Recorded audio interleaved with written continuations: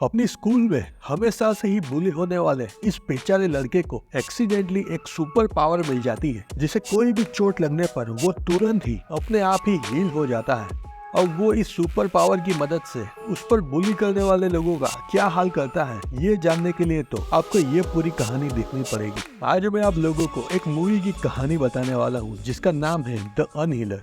Movie की शुरुआत में हमें एक शराबी बुड्ढा दिखाया जाता है जिसका नाम फ्लूगर होता है। वो वहाँ एक आदमी की कब्र खोद देता है जिससे बहुत सालों पहले रिलीजियसली दफनाया गया था। वो उस आदमी का कंकाल बाहर निकालने लगता है, लेकिन जैसे ही वो उसका स्कल बाहर खींचता है तो उसमें से बहुत सारा धुआं निकलता है और फ्लूगर को दूर फेंक देता है। अगले ही सीन में हम एक टीनेज लड़का कैली एक स्टोर में शॉपिंग करते हुए दिखाई देता है। वो वहाँ से लौट रहा होता है, तभी उसकी एक पुरानी फ्रेंड और बचपन का क्रश मिलता है जिसका नाम डोमिनिक होता है। वो उससे थोड़ी बात करता है और स्टोर के बाहर चला जाता है। स्टोर के बाहर उसे नेल्सन, रीड और ब्रैड मिलते हैं। वो उसे हमेशा से ही बुली करते होते हैं। वो कैली की ईटिंग डिसऑर्डर की बीमारी को लेकर मजाक उड़ा रहे होते हैं। उतने में ही वहाँ पे डोमिनिक आ जाती है।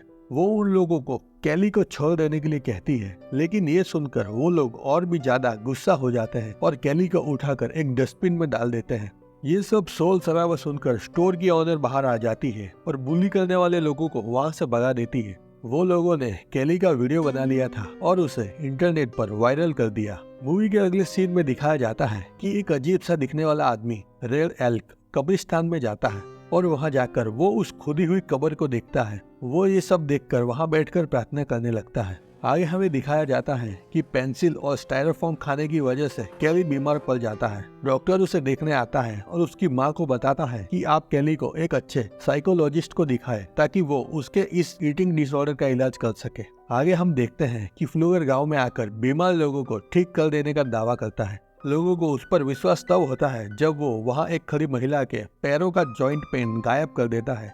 ये सब देखकर बार्निस उससे बात करने जाती है और उसे अपने बेटे कैली का इलाज करने के लिए उसके घर पर इनवाइट करती है। थोड़ी देर में वहाँ पर रेड एल्क आता है और वो फ्लूगर को कहता है कि मैं तुम्हें इन हीलिंग पावर से आजादी दिला सकता हूँ। लेकिन जब फ्लूगर उसकी ऑफर को ठुकरा देता है तो रेड एल्क उसको एक थप्पड़ जड़ देता है। हैरानी की बात यह है कि वो थप्पड़ फ्लूगर के गाल पर लगती है, लेकिन उसकी मार रेड को ही लगती है। वो उसे बताता है कि तुमने जो मेडिसिन उस कब्र से चुराई थी वो तुम्हें प्रोटेक्ट कर रही है और जो भी तुम्हें नुकसान पहुंचाने की कोशिश कर रहा है उसे खुद ही नुकसान हो रहा है। ये कहकर उसने एक और थप्पड़ फ्लूगर को मारा, लेकिन वो थप्पड़ भी उसे अपने आप को ही लगा। रेड उसे बताता है कि इन शक्तियों का गलत इस्तेमाल तुम्हारी जान भी ले सकता है, लेकिन फ्लूगर उसे सीरियसली नहीं लेता और वहाँ से उसका मजाक उड़ाकर चला जाता है। अब हमें दिखाया जाता है कि फ्लूगर कैली का इलाज करने के लिए वो उसके घर पर चला जाता है। जब फ्लूगर कैली की बॉडी को टच करता है तो उसे एक तेज करंट का झटका लगता है और वो वहीं पीछे हो जाता है। वो शॉक हो जाता है और 2 मिनट का वक्त मांगकर बाथरूम में चला जाता है। वहां जाकर वो कुछ शराब पीता है और ड्रग्स भी लेता है और वहां से वापस आता है। जब वो दोबारा से कैली की बॉडी को टच करता है तो उसे वापस से एक झटका लगता है और वो वहीं नीचे गिर जाता है और गिरकर मर जाता है। वहां उसके मरते ही कैली ठीक हो जाता है। वहां पर पुलिस आकर तहकीकात करने लगती है। कैली ये नोटिस करता है कि उसकी चेस्ट पर सिगरेट से जलने का एक घाव था जो कि गायब हो गया था। वो घाव उसे तब मिला था जब फ्लूगर उसका इलाज कर रहा था। उसके शरीर में और भी कुछ शारीरिक बदलाव होने लगते हैं। थोड़ी ही देर में कैली को रीड मिलता है और वो उसकी बुली करने लगता है। वो कैली को मारने लगता है, लेकिन वो जैसे ही कैली को मारता है वो चोट उसे खुद ही लगती है। ये देखकर हमें पता चलता है कि फ्लूगर की पावर अब कैली में आ गई है। अब कैली की जिंदगी में सब कुछ अच्छा होने लगा था और उसे एक पिज्जा के रेस्टोरेंट में जॉब भी मिल गई थी। उस दिन शाम को रीड और नील्सन उसके पापा व्हाइट कॉम को लेकर कैली के घर आते हैं। उसके पापा कैली की माँ को ये बताते हैं कि आपके बेटे ने मेरे बेटे को बुरी तरह से पीटा है। वो आगे बताते हैं कि आज उल्टा हुआ है। आज से पहले हमेशा से ही रीड ही कैली को पीटता था। बेरिस ये सब बात सुन लेती है। वो लोगों के जाने के बाद कैली अपनी माँ को उसे मिली सुपर पावर के बारे में बताता है। उसकी माँ ये सब देखकर शॉक हो जाती है, लेकिन साथ ही साथ उसे कैली की चिंता भी होने लगती है। वो उसे कहती है कि तुम अननेसेसरीली किसी को भी अपनी ये पावर के बारे में मत बताना। अगले दिन स्कूल में कुछ लोग कैली की बुली करने की कोशिश करते हैं, लेकिन उसकी सुपर पावर की वजह से वो लोग उसे कुछ भी नहीं कर पाते हैं। अब स्कूल के क्लास में डॉम गलती से अपना हेयर बैंड पीछे बेंच पर गिरा देती है। केली अपनी ईटिंग डिसऑर्डर की बीमारी की वजह से उसका प्राइस टैग खा लेता है और वो हेयरबैंड उसे वापस लौटा देता है। अब केली मन ही मन में डॉम को चाहने का इमेजिनेशन करने लगता है और डॉम उसकी सुपर पावर की वजह से ये इफेक्ट को महसूस कर पा रही होती है। केली अब डॉम की फ्रेंड को भी इमेजिन करने लगता है। जैसे जैसे केली की इमोशन बढ़ती जा रही है वैसे वैसे डॉम और उसकी फ्रेंड को इसकी हीट का एक्सपीरियंस होता जा रहा था। अब तीनों को क्लासरूम में ही एक साथ क्लाइमेक्स का एक्सपीरियंस होता है और केली खड़ा होकर बाथरूम की ओर भाग जाता है। स्कूल के बाद एक नाइट पार्टी में नेल्सन डॉम को कुछ पूछे बिना ही उसे अपनी गोद में उठा लेता है। उसकी ये हरकत देखकर केली को बिल्कुल भी अच्छा नहीं लगता और वो नेल्सन से झगड़ने लगता है। उतने में वहाँ व्हाइट आ जाते हैं और वो दोनों को अलग कर देते हैं। वहाँ से घर जाते हुए ब्रेयर और उसके कुछ दोस्त केली को साइकिल से जाते हुए देखते हैं।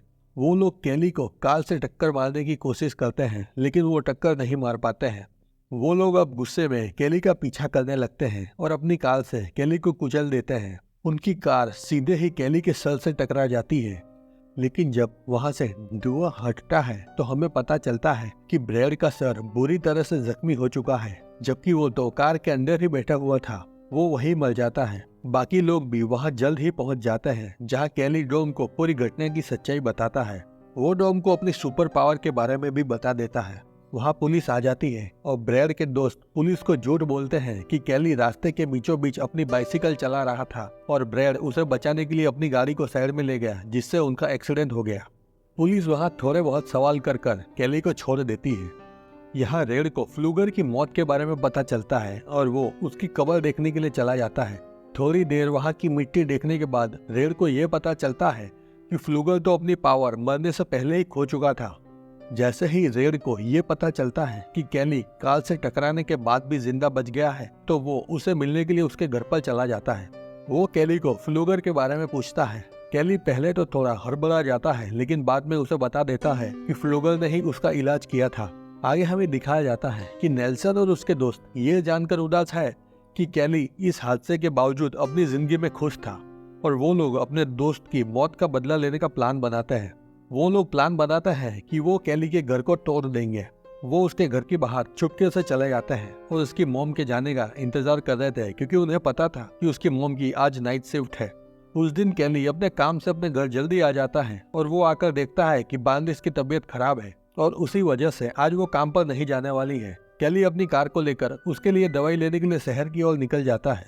वहाँ बाहर खड़े नेल्सन और उसके दोस्तों को ये लगता है कि केली की माँ अपने काम पर जा चुकी है और अब केली घर में अकेला है। वो लोग उसके घर के नीचे रखे हुए एक सपोर्ट को अपनी कार से बांध देते हैं और उसे खींचकर नीचे गिरा देते हैं। इससे केली का घर एक तरफ झुक जाता है। ये देखकर नेल्सन और उसके दोस्त उस लोहे की चेन को अपनी गाड़ी में डालकर वहाँ से भाग जाते हैं। घर के एक तरफ झुक जाने से घर का दरवाजा लॉक हो जाता है और बर्निस घर के अंदर ही लॉक हो जाती है। घर के अंदर ही गैस सिलेंडर की पाइप के फट जाने से घर में पूरी गैस फैल जाती है। थोड़ी ही देर में वहाँ पर स्पार्क की वजह से एक जोरदार धमाका होता है और केली का पूरा घर जल जाता है। केली जब शहर से वापस आता है तो वो अपने घर को जलते हुए देखता है। वो अपनी माँ को बचाने के लिए घर के अंदर घुस जाता है, लेकिन अब बहुत देर हो चुकी होती है। केली की माँ बुरी तरह जलने की वजह से वही मर चुकी होती है। केली को इस बात से बहुत गहरा सदमा लगता है और उसकी वजह से उसका ईटिंग डिसऑर्डर और भी ज्यादा सीवियर हो जाता है। डॉक्टर पुलिस ऑफिसर को विनती करते हैं कि केली को एक और दिन हॉस्पिटल में ही रखा जाए। उतने में वहाँ पर रेड आता है और वो ऑफिसर से बात करने लगता है, जहाँ हमें पता चलता है कि ऑफिसर भी रेड की ही ट्राइब का है और उसी की गाँव का है। वो उसे केली की सुपर पावर के बारे में बताता है, लेकिन ऑफिसर उसकी बात पर भरोसा नहीं करता है और उसे कहता है कि ये सब बस बच्चों की कहानियां हैं जो हमारे पूर्वज हमें सुनाया करते थे। वो आगे बताता है कि ये केली की जिंदगी का एक मुश्किल वक्त है। रेड वहां से जाने से पहले उसे बताता है कि तुम्हें मेरी बात पर जब भरोसा हो जाए तब तुम मेरा कांटेक्ट कर लेना। अब हमें केली की मॉम का फ्यूनरल दिखाया जाता है, जहाँ पर डॉम केली के पास जाती है और उसकी माँ के मौत के लिए दुख व्यक्त करती है। वो उसे बताती है कि तुम्हें ऐसे रोते हुए देखकर तुम्हारी माँ को बिल्कुल भी अच्छा नहीं लग रहा होगा और वो उसे हिम्मत रखने के लिए कहती है। केली उसे बताता है कि वो इस टाउन को छोड़कर चले जाना चाहता है। थोड़ी देर में केली अनजाने में पास में ही फ्लूकर की कब्र पर चला जाता है। वो अपनी ईटिंग डिसऑर्डर की वजह से वहाँ पर उगी कुछ जंगली घास को खाने लगता है, लेकिन उसे तुरंत ही उल्टी हो जाती है। ये सारी चीज उसकी दोस्त सैरा दूर खड़ी होकर देख रही थी। आगे हम देखते हैं कि ऑफिसर कैली को सोशल सर्विसेज ले जाता है और उसे इस इंसिडेंट के बारे में कुछ सवाल जवाब करता है।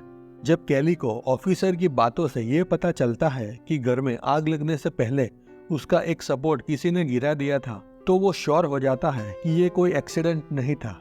यहाँ पर नेल्सन और उसके दोस्त, जिनको इन इंसिडेंट के बारे में जरा भी रिग्रेट नहीं होता है, वो लोग आपस में ही मिलकर पूरे इंसिडेंट को सीक्रेट रखने के बारे में बात करते हैं और अपने आप को हल्का करने के लिए पास में ही एक रिवर पर घूमने जाने का प्लान बनाते हैं। वहां जाते वक्त नेल्सन और उसके दोस्त देखते हैं कि ऑफिसर कैली को टाउन के बाहर छोड़ने के लिए जा रहा होता है। वो कैली पर चिल्लाकर उसका मजाक उड़ाने लगते हैं। ये सब देखकर कैली बहुत ही ज्यादा गुस्सा हो जाता है और वो चलती हुई कार से कूद जाता है और नेल्सन और उसके दोस्तों का छिप के पीछा करने लगता है। वहाँ पर नेल्सन का दोस्त टकर सबसे पहले अपने कपड़े निकाल देता है और पानी में नहाने के लिए कूद पड़ता है। नेल्सन और उसके दोस्त उस पर पत्थर फेंककर उसका मजा ले रहे होते हैं। ये सब लोगों को अपनी मस्ती में बिजी देख कैली टकर के कपड़े उठा लेता है और उसका एक टुकड़ा खा जाता है।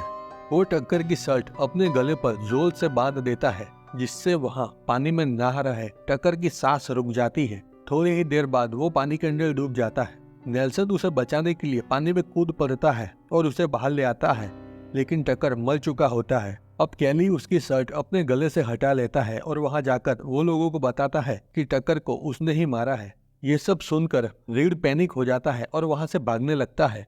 अब कैली नेल्सन की टी शर्ट उठा लेता है, लेकिन इतने में ही रीड वहाँ पर एक ऑफिसर को लेकर पहुँच जाता है, जिसे देखकर कैली को मजबूरन वहाँ से भागना पड़ता है।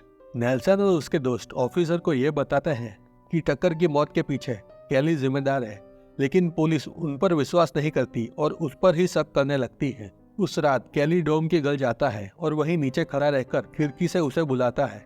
जब वो लोग पैदल चलते हुए बात कर रहे होते हैं तो डॉम उसे रिवर पर हुए इंसिडेंट के बारे में पूछती है।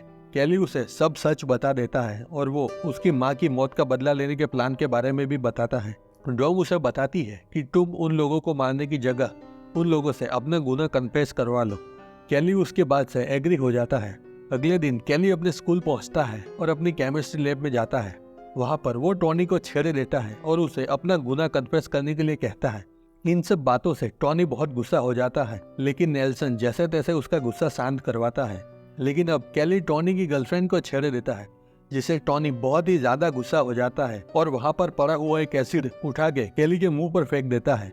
लेकिन कैली की सुपर पावर की वजह से टॉनी का खुद का ही फेस बुरी तरह से जलने लगता है। वो चिल्लाते हुए जमीन पर गिर जाता है और वहीं मर जाता है। ये सब देखकर गुस्से में सारा टॉनी को दो टांगों के बीच में एक जोरदार लात मार देती है, लेकिन वो लात की चोट भी उसे खुद को ही लगती है। डोम ये सब देखकर शॉक हो जाती है। वहाँ पर टीचर पुलिस ऑफिसर को बुला लेती है और वो दोनों लैब के अंदर आ जाते हैं। ऑफिसर बताता है कि जब तक कैली पकड़ा नहीं जाता तब तक सब लोग स्कूल में ना आए। उसी दिन रात को सारा नेल्सन के घर जाती है और अपने बॉयफ्रेंड टॉनी की मौत का बदला लेने के लिए कहती है। वो नेल्सन को कैली की एक कमजोरी के बारे में बताती है। उसने कैली की माँ के फ्यूनरल वाले दिन उसे एक जंगली घास खाते हुए देखा था, जिससे वो तुरंत ही बीमार पड़ गया था। वो नेल्सन को बताती है कि वो घास वही ग्रेवयार्ड में उगी हुई है। वो दोनों ग्रेवयार्ड की तरफ वो घास लेने के लिए चले जाते हैं। अब हमें दिखाया जाता है कि ऑफिसर को रेड की बात पे भरोसा हो जाता है और वो उसे मिलने के लिए चला जाता है। अब ऑफिसर और रेड मिलकर फ्लूगर की कब्र खोद देते हैं।